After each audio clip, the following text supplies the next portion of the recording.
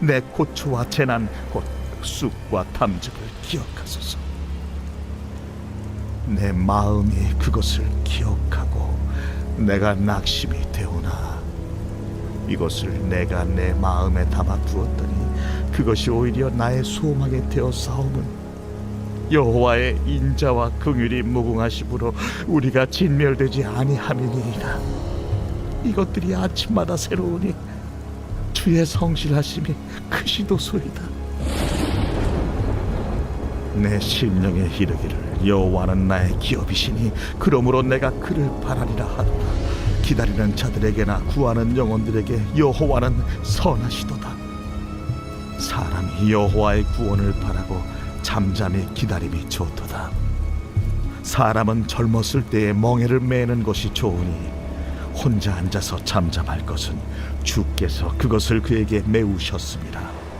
그대의 입을 땅의 티끌에 댈지어다. 혹시 소망이 있을지로다. 자기를 치는 자에게 뺨을 돌려대어 치욕으로 베풀릴지어다. 이는 주께서 영원하도록 버리지 아니하실 것임이며 그가 비록 근심하게 하시나 그의 풍부한 인자하심에 따라 긍휼히 여기실 것임이라. 주께서 인생으로 고생하게 하시며 근심하게 하심은 본심이 아니시로다.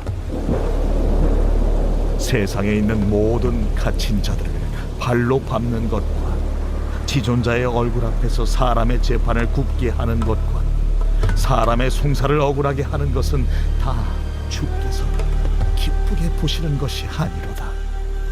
주의 명령이 아니면 누가 이것을 능히 말하여 이루게 할 수 있으랴. 화와 복이 지존자의 입으로부터 나오지 아니하느냐. 살아있는 사람은 자기 죄들 때문에 벌을 받나니 어찌 원망하랴. 오늘 말씀은 인자와 긍휼이 무궁하심으로 라는 제목으로 함께 말씀을 나누겠습니다. 오늘 본문의 말씀은 이제 예레미야가 당시 예루살렘의 멸망 속에서 얼마나 고통스러운가를 먼저 노래합니다. 애가를 부르지요. 그러고 나서 그 애가 속에서 하나님의 진노하심은 당연합니다. 이런 고백까지 나아갑니다. 그러면서 그가 다시 한번 그 하나님 앞에서 소망을 갖는 내용이 오늘 본문의 이야기입니다. 실제로 우리의 삶 속에서도 그렇습니다. 울어야 될 때는 울어야 됩니다. 그리고 나면 살아갈 힘이 있지요. 그래서 오늘 예레미야는 보통 일반적으로 예레미야를 향해서 눈물의 선지자라고 말하고 있는데요. 그는 예루살렘의 멸망을 예고하고 또 목도하면서 정말 많이 웁니다. 그리고 나서 하나님 앞에 도대체 이 백성이 왜 그럽니까? 라고 하면서 회개하는 자리로 나아갔다가 보니까 입장이 바뀐 것이죠. 그 전에 많은 유대 백성들은 하나님 그럴 수 있습니까? 이렇게 따지는 것이죠. 우리가 하나님의 백성인데 이렇게 고난당할 수 있느냐라고 따졌지만 예레미야는 오히려 말씀을 통해서 볼 때 하나님이 행하신 일은 무조건 옳습니다. 그러면서 회개하고 되돌아보게 되는 그런 내용이 바로 이 예레미야의 기도가 되어지겠습니다. 그러면서 이제 그는 고백하기를 아침마다 주의 성실하심이 날마다 새롭습니다 라고 고백합니다. 즉 그는 아침에 눈을 떠보면 다 패망한 것밖에 없죠. 그럼에도 불구하고 그가 바라보는 것은 하나님의 손길을 바라보았다라는 겁니다. 그래서 우리로 하여금 바라보게 하는 것은 우리의 시선이 땅을 바라보면 우리가 환경과 여러 가지에서 억울함밖에 없습니다. 그리고 고통밖에 없습니다. 그런데 거기서 눈을 들어 하루의 아침이 시작되는 해를 보면서 하나님께서 시작하신 일이어서 하나님께 소망을 둡니다. 이 고백이 바로 오늘 예레미야의 고백이고 우리의 고백이 되어야 하기도 합니다. 그러면서 마치 오늘 예레미야는 자기의 인생, 자기의 고통, 민족적인 아픔이 쑥과 같이 쓰고 고통스러워서 견딜 수 없지만 바로 하나님께 소망을 두었을 때 다시 한번 우리가 일어날 힘을 갖습니다. 이런 고백이죠. 여러분 오늘 우리의 삶도 마찬가지입니다. 인생을 굽이굽이 살아가다 보면 우리에게 굽이칠 때가 있습니다. 그래서 정말 고통스러울 때가 있고 어느 누구도 감당하지 못할 것, 누구도 내 마음 몰라줘 그러면서 어려움이 있을 때가 있죠.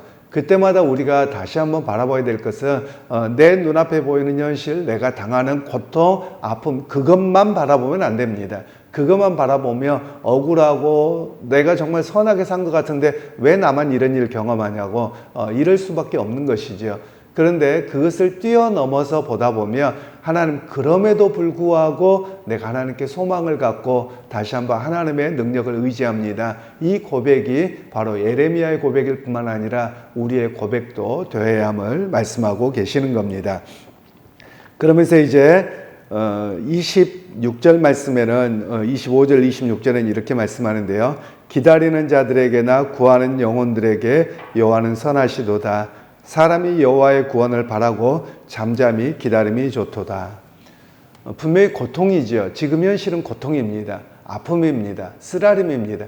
그런데 그는 생각을 바꿉니다. 어떻게 바꾸느냐? 여호와의 구원하심을 바라보니 그것이 좋습니다 라고 이야기를 하는 것이죠. 그래서 여러분 오늘 우리의 삶도 마찬가지입니다. 고통과 어려움을 묵상하는 게 우리의 과제는 아닙니다.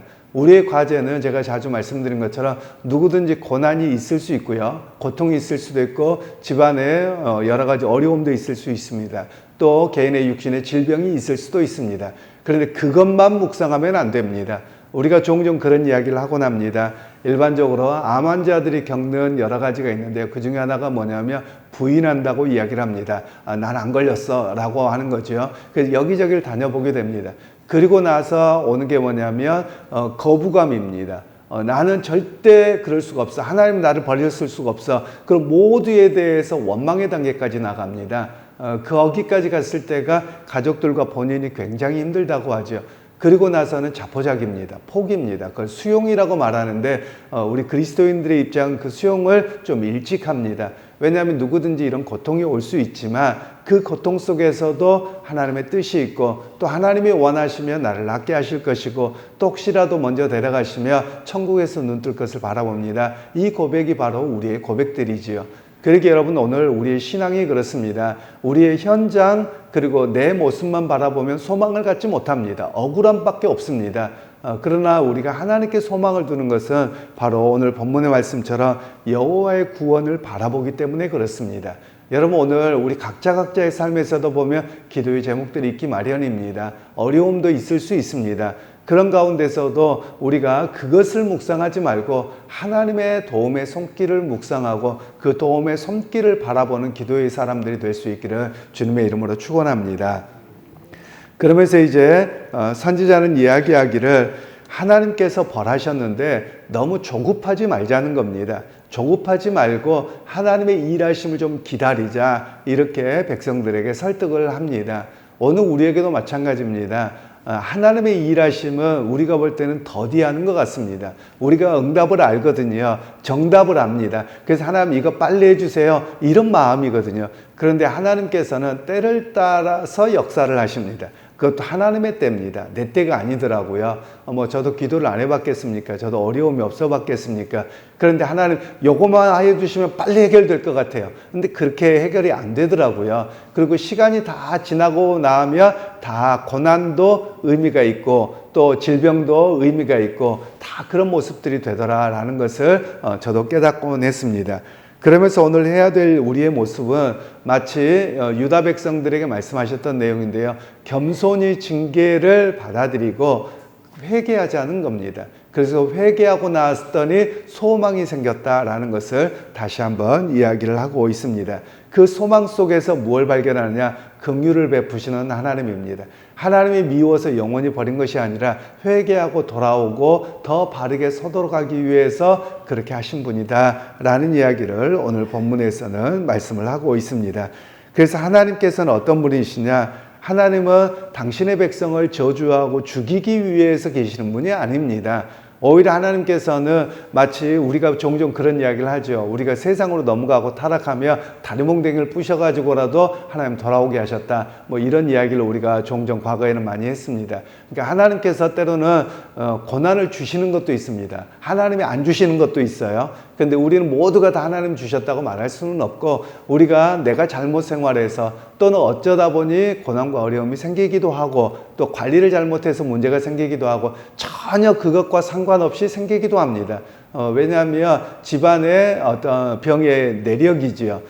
예전에는 몰랐다면 지금은 대부분이 그 질병이 생기면 집안의 내력으로 대부분이 이야기를 합니다. 그런 면에서 본다면 그건 큰 문제가 아닙니다. 그런데 오히려 우리가 거기에서 고백해야 될 것은 하나님 그럼에도 불구하고 내가 하나님의 긍휼하심, 즉 불쌍히 여기심을 바라봅니다. 이것이 우리의 고백이어야 함을 이야기를 하고 있는 것이지요. 그래서 하나님은 누구십니까? 하나님은 바로 모든 것에 회복하기를 원하시고 우리가 언제든지 힘들고 어려울 때마다 돌아와서 하나님께 도움을 구하기를 원하시는 분이 우리 하나님이심을 말씀합니다. 그러게 여러분 혹시 여러분 가운데 어려움이 있고 고난이 있다며 긍휼을 베푸시는 하나님을 의지하기를 소원합니다. 그분께 의지하고 소망하고 붙들림을 통해서 해결해 주시고 또 나를 단단하게 하시는 역사를 바라보는 우리가 모두가 되기를 소원합니다. 그래서 여러분 오늘 이 예레미야 선지자를 통해서 하시는 말씀은 하나님께 소망을 두는 것은 그냥 피하는 것만이 아닙니다. 즉 지금 현장에 당한 것을 받아들이는 겁니다. 그걸 받아들이면 내가 단단해지거든요. 단단해진 이후에 하나님께 소망을 두는 겁니다. 그런데 많은 이들이 단단해지려고 하기보다는 회피만 하려고 합니다. 그러니까 계속해서 고통이 더 많고 억울함만 가득한 것이지요. 그러기 여러분 오늘 우리가 믿음 생활하면서 어쩔 수 없이 주어진 환경 또 내가 생각지도 않는 여러 가지 어려움을 겪었다면 여러분 그걸 그냥 그대로 받아들이십시오. 왜 그랬을까? 누구 때문이야? 이렇게 하다 보면 여러분 더 고통밖에 없죠. 그래서 오늘 우리가 그냥 그것을 받아들이고 하나님 내가 이 자리부터 하나님의 소망을 바라보고 하나님을 의지합니다. 이 고백이 바로 우리의 고백이 되어지기를 소원합니다. 그래서 여러분 긍휼을 베푸시고 또 소망을 주신 하나님의 역사 때문에 오늘 또 감당합니다. 오늘 또 든든하고 단단하게 살아가겠습니다. 그 고백이 바로 여러분의 고백이 되기를 주님의 이름으로 축원합니다. 하나님 오늘 또 주의 말씀을 통해서 예레미야가 애가를 불러가면서 하나님께 소망을 두었던 것이 현실을 받아들이며 또 하나님께 소망을 두었기 때문입니다. 하나님 오늘 우리도 여러 가지 살다 보면 역사의 굽이침 속에 또는 개인의 문제에 가정의 어려움에 다 경험하게 되어지는데 그 가운데 우리가 좀 더 단단해지게 하시고 소망을 하나님께 둠으로 다시 한번 일어설 수 있는 힘과 역사가 우리 가운데 성령을 통해 역사하여 주옵소서.